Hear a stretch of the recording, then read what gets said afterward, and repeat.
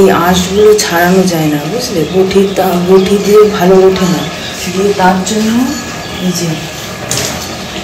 এই যে কস বাইট দিয়ে ঘষলেই উঠে যায়, এটাই হচ্ছে মেন অস্ত্র।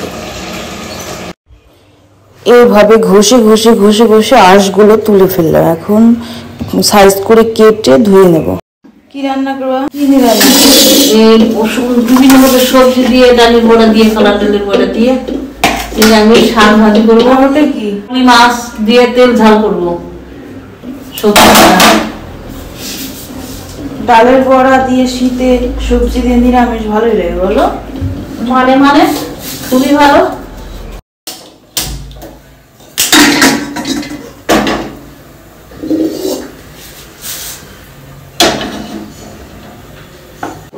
রাধি ফেলো তাড়াতাড়ি।